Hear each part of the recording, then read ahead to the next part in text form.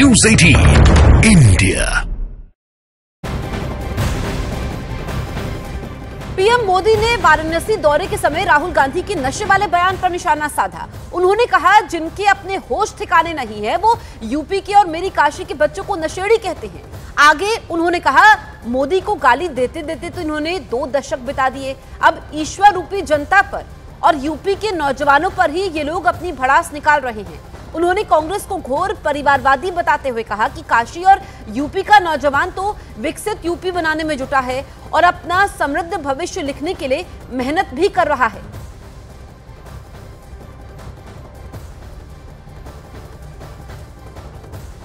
दशक के परिवारवाद, भ्रष्टाचार और तुष्टीकरण ने यूपी को विकास में पीछे रखा।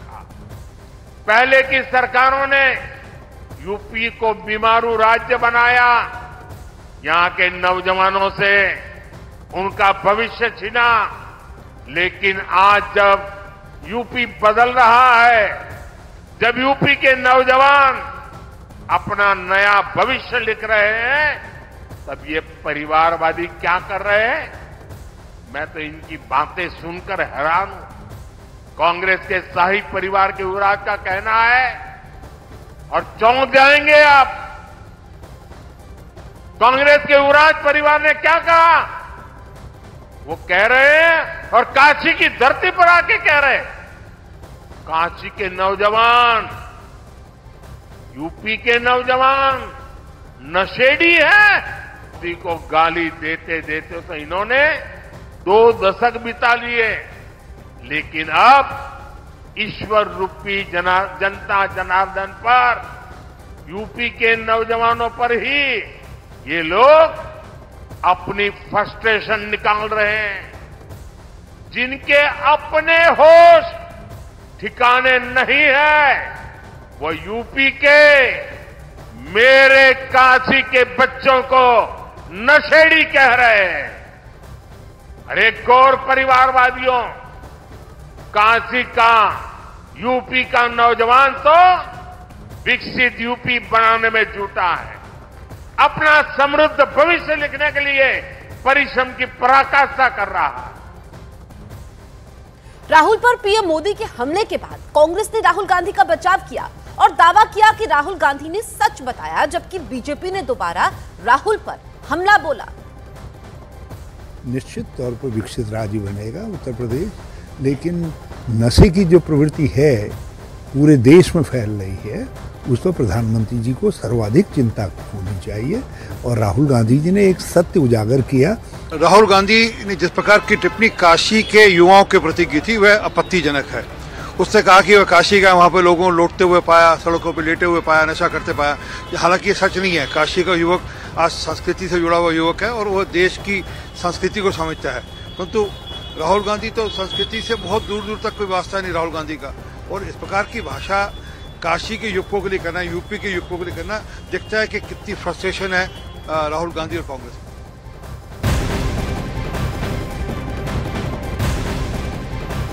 किसानों के बहाने हरियाणा के मुख्यमंत्री मनोहर लाल खट्टर ने विपक्ष पर निशाना साधा है। उन्होंने कहा कि जब हम किसानों की बात करते हैं तो विपक्ष को परेशानी होती है। देश में कौन सा राज्य है जो 14 फसलें एमएसपी पर खरीदता है? किस दूसरे राज्य ने किसानों को दिए जाने वाले कर्ज की रकम बढ़ाई है और ब्याज और जुर्माना भी माफ कर दिया है? पंजाब के किसान अपना दर्द व्यक्त कर रहे हैं क्योंकि हरियाणा में किसानों को वो मिल रहा है जो वहां नहीं मिल रहा। किसान समझ गए हैं कौन सी सरकार उनकी हितैषी है। उनको एक बड़ी तकलीफ होती है कि हम किसानों की जब बात करते हैं तो उनको लगता है कि किसानों की बात हम क्यों कर रहे हैं। किसान हमारे प्रदेश का अन्नदाता है, देश का अन्नदाता है, तो किसान की तकलीफ के अंदर हम भी शामिल होते हैं। किसानों के नाते से हमने जितना किया है शायद ही कोई और प्रदेश कर रहा हो। आखिर कौन सा ऐसा प्रदेश है जो 14 फसलों को एमएसपी पर खरीदता है? कौन सा ऐसा प्रदेश है जो सब्जी और फलों पर भी भावांतर भरपाई योजना के नाते से करोड़ों रुपया दे रहा है? कौन सा ऐसा प्रदेश है जिसने पिछले 10 सालों से अपने जो मुआवजे की राशि है 10 गुना कर दी हो? कौन सा ऐसा प्रदेश है जो किसानों के नाते से उनके ब्याज और उनका जो ये जो पेनल्टी है उसको माफ़ करने की घोषणा करता है। हमने 1750 करोड़ रुपया माफ़ किया है। अब जब इतना से वो काम करेंगे तो तिलमिलाट उनकी स्वाभाविक है।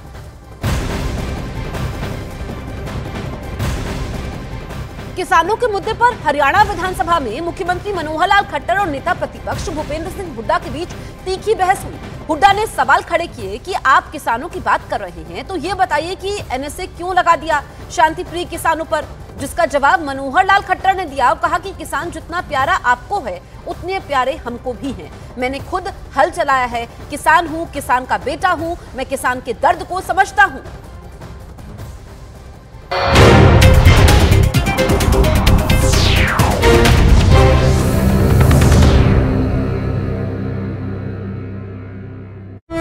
चढ़ने की कोशिश की, इससे मंच टूटने का खतरा मंडराने लगा। इस वजह से तेजस्वी ने खुद लोगों को रोका। हंगामा बढ़ता देखकर तेजस्वी समय से पहले भोजपुर से निकल गए और बक्सर रवाना हो गए। उधर बिहार के सिवान में हुई तेजस्वी यादव की सभा में शार्प शूटर मोहम्मद कैफ की मौजूदगी पर सियासी पारा चढ़ गया। मोहम्मद कैफ हत्या जैसे कई गंभीर मामलों में आरोपी हैं। तेजस्वी की जनविश्वास यात्रा सिवान पहुंची, वहां उन्होंने सभा की, लेकिन उनकी सभा में शार्प शूटर की मौजूदगी पर विवाद हो गया, क्योंकि शार्प शूटर मोहम्मद कैफ उर्फ बंटी उसी मंच पर खड़ा नजर आया जिस पर तेजस्वी यादव खड़े थे। सिवान में तेजस्वी ने लोगों को संबोधित किया। इस दौरान मंच पर पार्टी के कई बड़े नेता मौजूद रहे, लेकिन इन्हीं नेताओं के बीच मौजूद एक चेहरे ने सबका ध्यान खींच लिया, क्योंकि तेजस्वी के मंच पर लंबे बालों वाला शार्प शूटर मोहम्मद कैफ भी नजर आया। सिवान में जिस समय भीड़ ने तेजस्वी के लिए शोर किया, उस समय ये हत्या जैसे मामलों में आरोपी मंच पर खड़ा दिखा। अपनी जन विश्वास यात्रा लेकर सिवान पहुंचे तेजस्वी ने मंच से लोगों में जोश भरा, लेकिन थोड़ी देर बाद उनकी सभा में एक शार्प शूटर की मौजूदगी पर सियासी बवाल हो गया, क्योंकि बीजेपी नेता निखिल आनंद ने कुछ और तस्वीरें शेयर कर दी। इन तस्वीरों में तेजस्वी मोहम्मद कैफ से हाथ मिलाते और उससे बात करते दिखे। खबर है कि तेजस्वी की सभा से पहले उनकी और मोहम्मद कैफ की सर्किट हाउस में मुलाकात हुई। ये तस्वीरें उसी समय की थी। मोहम्मद कैफ सिवान के चर्चित राजदेव रंजन मर्डर केस में आरोपी है। उसका नाम सांसद शहाबुद्दीन के भांजे के हत्याकांड में भी आ चुका है। मोहम्मद कैफ पर 10 से ज्यादा केस दर्ज हैं और इन मामलों में कई में मोहम्मद कैफ जेल भी जा चुका है। यही वजह रही कि मोहम्मद कैफ की तेजस्वी के मंच पर मौजूदगी पर सियासत गर्मा गई और बीजेपी के बाद जेडीयू ने भी आरजेडी पर निशाना साधा। स्वाभाविक है, जो उनकी विचारधारा रही है तो अपराधी, गुंडा, लंपट यही तो पूंजी है। विरोधियों के हमले के बीच आरजेडी नेता इस मुद्दे पर बोलने से बचते दिखे, लेकिन तेजस्वी यादव पर नहीं बोलेंगे। तेजस्वी यादव जी युवाओं की बात करते हैं, शिक्षा की बात करते हैं, रोजगार की बात करते हैं। तेजस्वी और शार्प शूटर मोहम्मद कैफ की तस्वीरें आने के बाद खबर उड़ी कि मोहम्मद कैफ ने आरजेडी ज्वाइन कर ली, क्योंकि वो सिवान की सियासत में पूर्व सांसद मोहम्मद शहाबुद्दीन जैसा दबदबा बनाना चाहता है।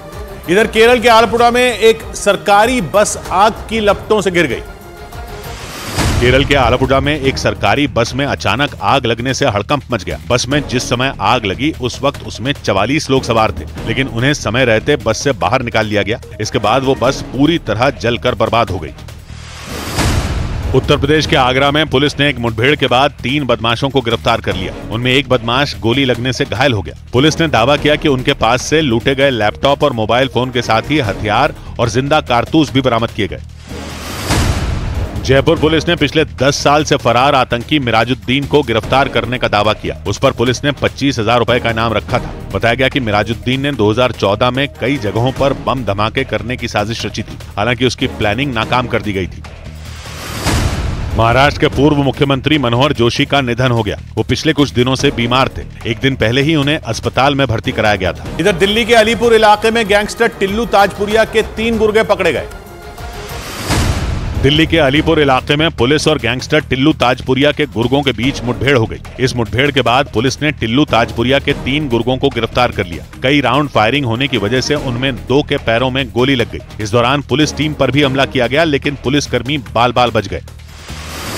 कांग्रेस नेता जयराम रमेश ने दावा किया कि पश्चिम बंगाल में टीएमसी और जम्मू कश्मीर में नेशनल कॉन्फ्रेंस के साथ सीटों के बंटवारे पर मंथन जारी है। दोनों राज्यों में हमारे बातचीत इंडिया गठबंधन के सहयोगी दलों से जारी है। समाजवादी पार्टी के बारे में भी ये कहा करता था, लोग कहते थे आप कैसे कह सकते हैं, पर समझौता तो हो गया। कांग्रेस नेता सलमान खुर्शीद ने यूपी की फर्रुखाबाद लोकसभा सीट समाजवादी पार्टी के खाते में जाने पर दुख जाहिर किया। उन्होंने सोशल मीडिया के जरिए अपना दर्द बयां किया। कांग्रेस और समाजवादी पार्टी के बीच हुए समझौते के तहत फर्रुखाबाद सीट समाजवादी पार्टी को दी गई, जबकि वहां से सलमान खुर्शीद चुनाव लड़ते रहे हैं। उधर लखनऊ में बीजेपी दफ्तर के